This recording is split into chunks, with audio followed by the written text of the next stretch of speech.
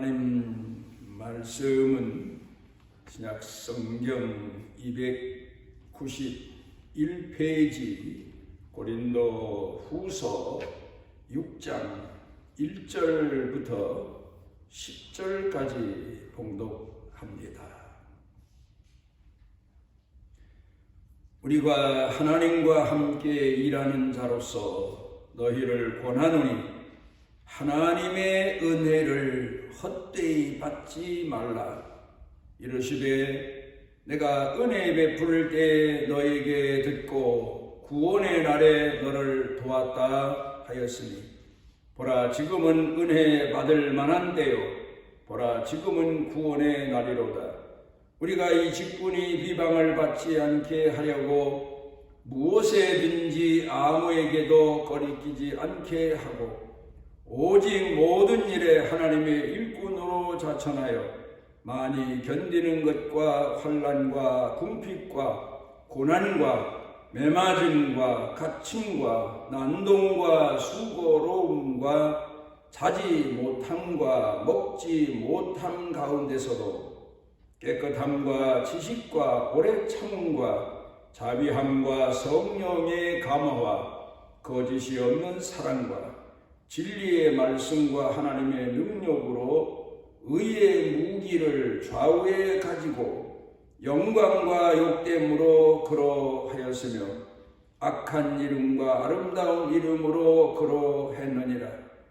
우리는 속이는 자 같으나 참되고 무명한 자 같으나 유명한 자요 죽은 자 같으나 보라 우리가 살아있고 징계를 받는 자 같으나 죽임을 당하지 아니하고 근심하는 자 같으나 항상 기뻐하고 가난한 자 같으나 많은 사람을 부요하게 하고 아무것도 없는 자 같으나 모든 것을 가진 자로다.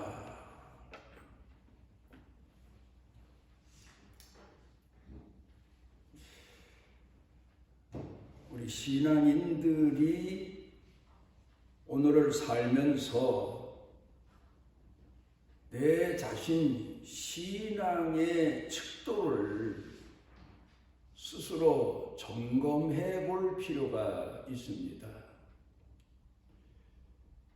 내 자신이 정상적인가, 건강한가. 요새는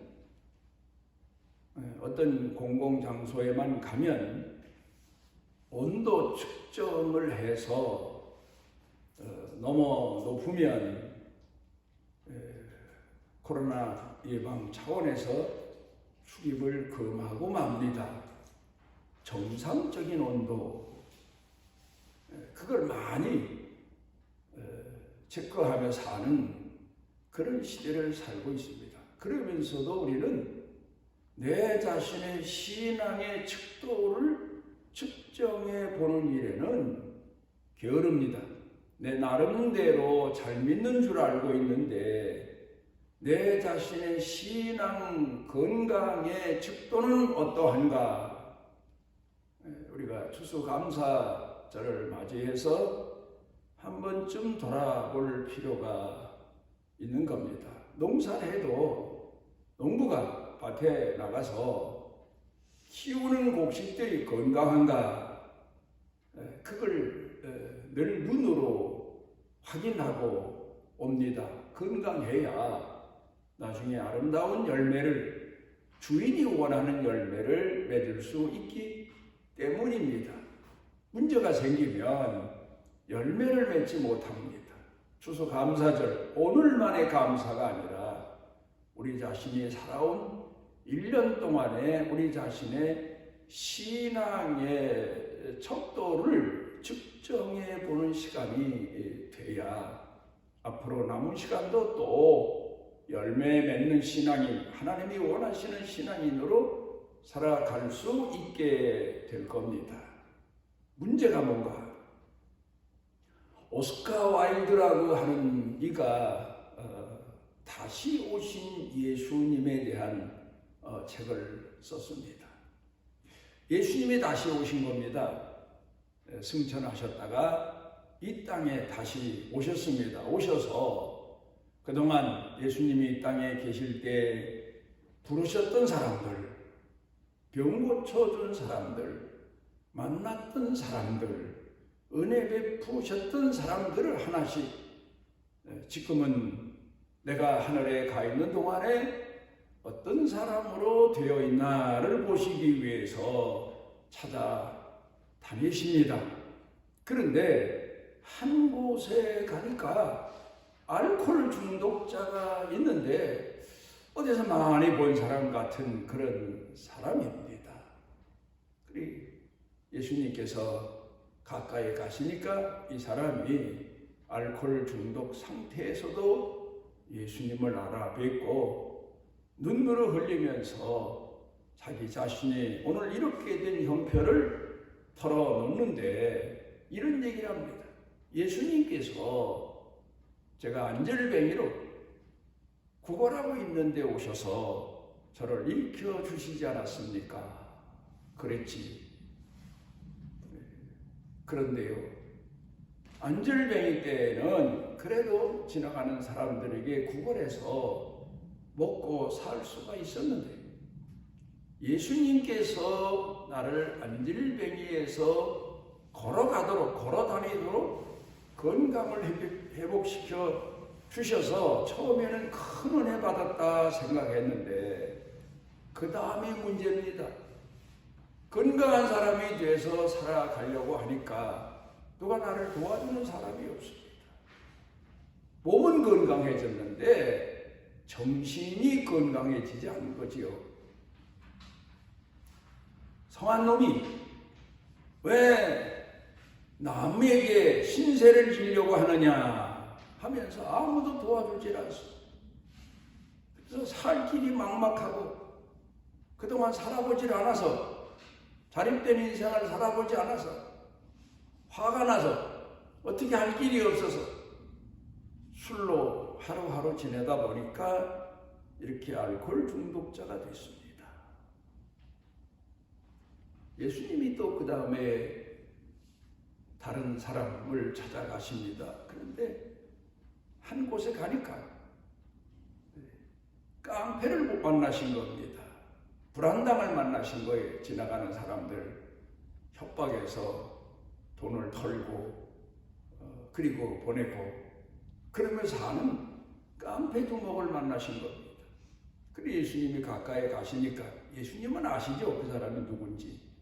이 사람이 고백하는데 예수님, 제가 이렇게 된 게 예수님께서 이 땅에 계실 때 제가 소경되었을 때 오셔서 눈을 뜨게 해 주신 게 아닙니까?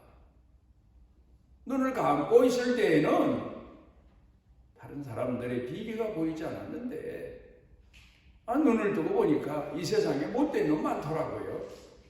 그래서 그놈들과 싸우다 보니까 깡패가 됐고 못된 놈 털어서 먹고 사는 거 그게 제 직업이 됐습니다. 그렇게 고백하는 겁니다. 그 다음에 또 예수님께서 한 동네에 가셨는데 집시 여인을 만나신 겁니다. 그런데 이 여인이 진짓 놀라워하면서 예수님께 자기 자신의 형편을 털어놓습니다. 예수님이 저를 집시 여인으로 살던 저를 구원해 주시지 않았습니까? 그랬지. 그래서 정숙하게 살고 성실하게 살고 사람들로부터 인정받는 사람으로 살 줄 알았는데 저도 그랬지요. 그런데요, 제가 막상 정숙한 사람으로 살려고 하니까 남들이 나를 손가락질만 하지 누구 하나 믿어주질 않습니다. 그리고 뭘 하려고 해도 옛날 신분을 욕하면서 나를 비난해서 더 이상 살 길이 막막해서 옛날 삶으로 다시 돌아왔습니다. 그렇게 고백하는 내용의 이야기입니다. 우리가 이 작가가 상상한 내용을 가만히 생각해 보면 얼마나 현대를 사는 기독교인들의 실태를 속속들이 지적하면서 그 문제가 무엇인가를 가르쳐주는 교훈의 이야기로 써 내려간 것을 볼 수가 있습니다. 한마디로 말하면 요한계시록 가운데 기록되어 있는 2장 4절 가운데 에베소 교회를 향해서 책망을 하시죠. 처음 사랑을 잊어버렸다. 문제는 내 삶의 변화, 내 육체의 변화가 아니라 내 마음 가운데에 예수님을 향한 사랑이 얼마나 가득 채워져 있고 유지되어 가느냐, 이게 문제입니다. 잘 살고 못 살고의 문제가 아닙니다. 사랑의 문제. 한국교회가 지금까지 지내오는 동안에 보수니 진보니 이단이니 이 싸움을 계속하다가 실제로 가슴 속에서 상실하고 잊어버린 게 사랑이에요. 처음사랑이에요. 성도들이 이 경제사회, 경쟁사회를 살다가 보니까 어떻게 하든지 열심히 살아야지. 어떻게 하든지 열심히 살아서 하나님 앞에 충성해야지. 거기까지는 좋았는데 사는데 온 마음을 쏟아 살다 보니까 예수님을 향한 사랑을 상실해버리고 말았어요. 열심히 살고 악착같이 살고 악한 방법을 동원해서라도 어떻게 하든지 부자 되고 보자. 그래 하나님도 마음껏 공경한다. 스스로 쏘은 겁니다. 그렇게 살다 보니까 처음 사랑을 잊어버린 거예요. 처음 사랑이 뭡니까? 즉각 응답하는 사랑. 처음 사랑은 반응이 빠르잖아요. 눈빛만 봐도 반응이 빠릅니다. 말만 들어도 응답이 빠릅니다. 그런데 처음 사랑을 상실하고 나니까 이런저런 핑계, 변명, 이게 오늘 한국교회의 문제고 한국교회 성도들의 문제입니다. 우리가 대환란을 겪고 있습니다. 역사적으로 성도들이 하나님 성전에 마음대로 가서 기도하고 예배드리지 못한 재난을 겪은 적은 없습니다. 그런데 그간에 몇 년 사이에 한국교회가 이 일로 인해서 완전히 추락한 것, 완전히 문 닫을 지경에 이른 그런 형편이 되어버리고 말았습니다. 뭘 말합니까? 교회와 멀어졌다는 거예요. 옛날에는 슬퍼도 교회, 어려워도 교회, 핍박받아도 교회, 굶어도 교회. 교회가 최선의 자기 자신의 신앙 표현의 장소고 또 교회가 바로 자기 자신의 마음의 안식처고 그리고 교회가 하나님 만나는 장소고 기도하는 장소였는데 사랑을 잊어버리고 형식적으로 교회에 오르내리니까 아마도 하나님께서 너희 예배에 내가 신문이 났다. 너희가 보수, 진보, 이단 이런 문제만 가지고 치우쳐서 좌로우로 치우쳐서 싸우다 보니까 하나님 사랑을 잊어버렸는데 사랑을 잃어버린 사람의 예물을 하나님이 받으시겠습니까? 사랑을 잃어버린 사람의 찬양을 받으시겠습니까? 사랑이 다 식어버린 사람의 예배, 헌물, 봉사, 헌신 이걸 받으시겠습니까? 차라리 안 보시는 게 낫죠. 한국교회가 뭘 상실해서 오늘 이런 고난을 겪고 있나? 지금 한국교회 성도들 가슴에 뭐가 있나? 정말 하나님을 향한 사랑이 있나? 병을 고침받았던, 은혜를 입었던, 구원받았던, 사랑이 있어야 고난도 이기고 시련도 이기고 시험도 이기는데 사랑이 없고 보니까 변명, 책임 회피, 비난 이런 것들만 한국 교회에 남게 됐고 그래서 고난을 겪게 되지 않았나. 문제는 사랑입니다. 누가복음 7장 가운데 보면 예수님께서 바리새인 집에 초청을 받아 가십니다. 그런데 그 동네에서 아주 추잡하다고 소문난 여자 하나가 예수님이 그 집에 들어오시자마자 예수님 발에다 향유를 붓고 자기 머리털로 예수님 발을 씻기고 그러면서 눈물로 예수님 발을 끌어안고 그럽니다.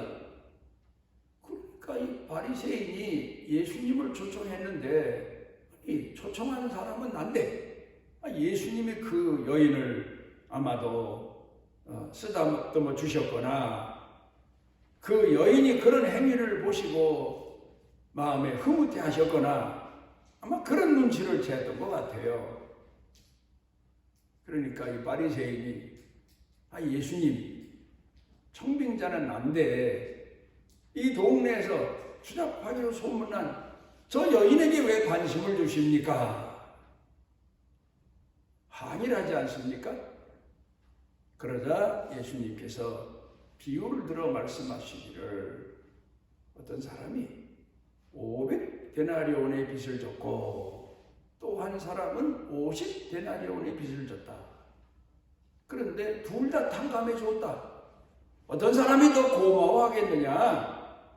그거야 많이 탕감받은 사람이죠. 내 말이 맞다. 이 여자의 많은 죄가 사해졌다.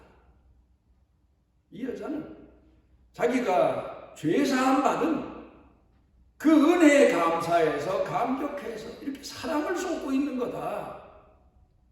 너는 나를 체면치레로 만나려고 하느냐? 그런 의미에서 바리새인을 깨우쳐 주신 이야기가 나옵니다. 오늘 우리가 한국 교회 성도들은 이 점에 대해서 한번 생각해 봐야 돼요. 우리가 얼마나 하나님을 사랑하고 있나. 한국이 OECD 가운데서 1위 하고 있는 게 계속 1위 하고 있는 게 하나 있는데 그게 뭔가 하면 자살자가 제일 많다 하는 겁니다. 지금 TV 매스컴에 제대로 발표가 안 돼서 그렇지 하루에 자살자가 엄청나더니 더군다나 요사이 자영업자들 이런 사람들의 자살이 하루에도 수십 명씩 된다는 거예요. 그래서 나라에서 몇 년 전부터 오래전부터 자살방지위원회를 구성해가지고 어떻게 하면 자살하는 사람들을 막을까? 그 사람들의 심리 상태가 어떤가? 조사를 해보니까 자기 사랑을 잊어버렸다는 거예요. 그래서 자살을 하는 거예요. 내가 미워진 거예요. 살 의욕도 없어진 거예요. 의미가 없어진 거예요. 그래서 자기 자신을 사랑하도록 치유하니까 치유된 사람은 발견하는 게 바로 내가 이렇게 사랑받은 사람인 줄 몰랐습니다. 나를 이렇게 사랑하는 사람이 많은 줄 몰랐습니다. 사랑을 회복하고 열심히 살아가더란 말이에요. 사랑을 잃으면 모든 게 불평불만이죠. 먹어도 불평, 입어도 불평, 잘돼도 불평, 형통해도 불평. 그런데 사랑을 회복하고 나면 반대 현상이 일어나도 감사하고 더 사랑을 확인하게 되고 더 감격하게 되고 더 자신을 돌아보게 되고 자신의 사랑 부족한 것을 단식하게 되고 그렇게 된다는 겁니다. 이제 우리가 한국교회가 성도들이 이 추수감사절기를 통해서 많이 거뒀다, 올해는 수입이 괜찮았다, 이것으로 만족할 게 아니라 내 가슴 속에 있어야 될 사랑을 얼마나 상실했나, 얼마나 사랑을 품고 사나, 이걸 점검해 봐야 됩니다. 왜냐하면 우리는 사랑의 열매를 위해서 부름받은 자녀들이니까. 사랑이 중요한 것. 오늘 성경 본문에서 사도 바울이 권고한 내용이 뭡니까? 바로 은혜를 헛되이 받지 말라. 이 말의 의미는 은혜 받은 자로 살아라. 은혜 받은 응답으로 살아라. 어떤 사람은 나는 빚진 자다, 빚을 갚아야 된다, 그게 아니에요. 성경을 보면 우리가 하나님 앞에, 예수님 앞에 죄의 사함을 받았다고 해서 그 하나님 앞에 빚진 자냐? 사랑에는 빚진 자입니다. 그렇지만 중요한 게 그게 바로 그겁니다.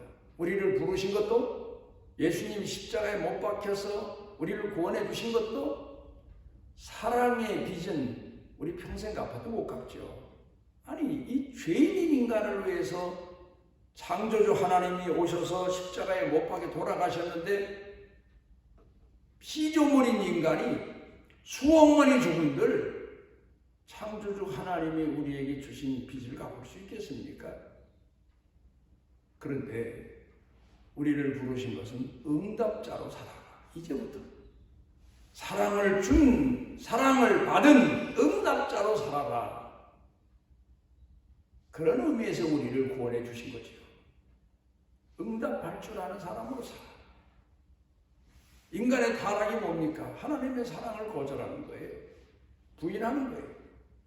그런데 응답자는 즉각 그 사랑에 응답할 줄 아는 자, 자식이 타락했다 돌아옵니다. 무슨 수로 그동안의 부모 은혜를 부모에게 빚진 걸 갚겠습니까? 오직 하나밖에 없습니다. 이제부터는 부모 사랑의 은혜 응답자로 사는 것, 그게 탕자에게 주신 교훈이에요. 탕자에게서. 그 많은 재산을 무슨 수로 다 갚겠습니까? 응답자로 사는 거지. 그러니까 오늘 성경 본문에서 응답자로 살아라, 그런 얘기. 톨스토이가 유명한 러시아 문호 아닙니까? 하루아침 새벽에 산책을 나갔는데 어둑어둑한데 나가다 보니까 아마 외투한 뭘 걸치고 그냥 갔던 것 같아요. 그런데 가는데 보니까 길거리에 문둥병자가 앉아서 한 분만 도와주십시오. 도와주고 싶은 마음에서 주머니를 뒤지니까 한 푼도 돈이 없는 거예요. 아이고 미안하네. 그러면서 그 문둥병자 손을 잡으면서 형제여 미안하오. 내가 아침에 서둘러 나오느라고 돈을 챙기지 못했어. 그랬더니 문둥병자 얼굴이 밝아지면서 감사합니다. 아니 뭐가 감사하오 했더니 선생님이 저한테 돈은 안 주셔서 이 문둥병자 손을 덥석 잡아주신 사랑이 제가 지금까지 받은 은혜 중에 최고의 은혜입니다. 그러더라는 거예요. 문둥병자의 손이라도 덥석 잡아줄 수 있는 사랑, 중요한 거지.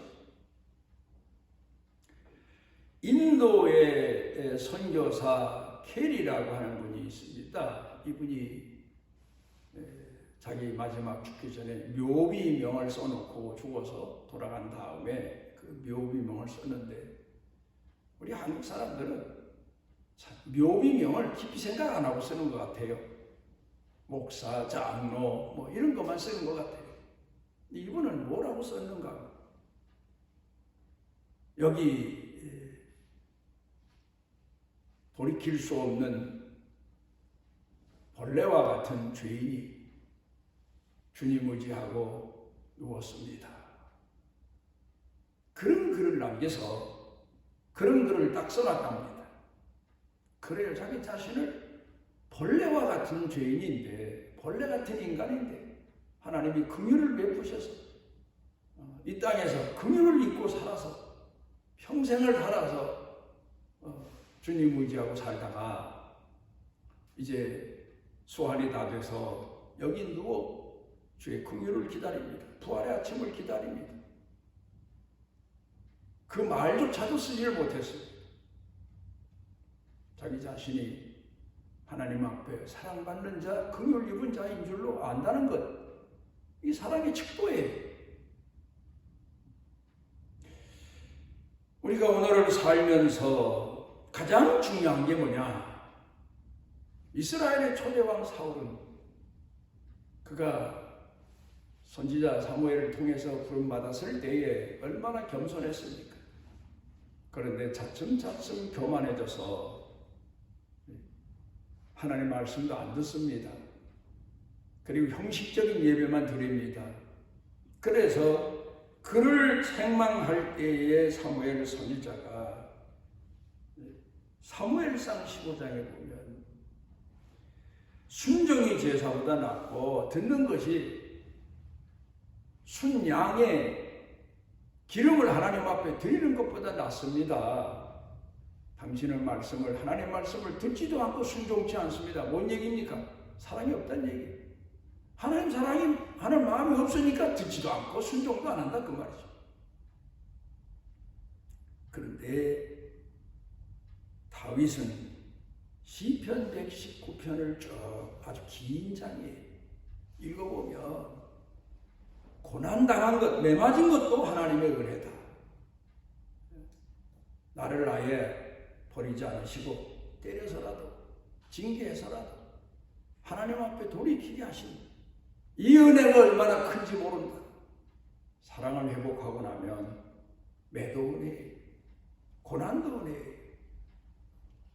사도 바울이 고린도 교회의 성도들을 향해서 권고한 내용이 뭡니까? 은혜 입은 자로, 사랑 입은 자로, 긍휼 입은 자로 깨닫고 가슴에 안고 응답하는 신앙인이 되라. 그렇게 권고합니다. 오늘 우리를 주의 전에 모아주시고 우리 자신을 돌아볼 수 있도록 은혜 주셔서 감사드립니다. 농사하는 논밭에 병충해가 심한 것처럼 우리 한국 교회와 성도들 가슴에 하나님 사랑이 식어서 보수니 진보니 이단이니 경건이니 쓸데없는 데 마음 베끼고 살아 하나님께서 그 예배조차도 거절하시는 재난을 우리가 겪고 사는 시대를 살고 있습니다. 회개합니다. 하나님 사랑을 다시 회복하고 성도들이 교회로 모이고 하나님이 기뻐하시는 예배를 드리는 회복된 한국 교회와 성도들 되게 주옵소서. 예수님 이름으로 기도드리옵나이다. 기도를 받으러 온 내게 온전한 상 주시기를 원하노라.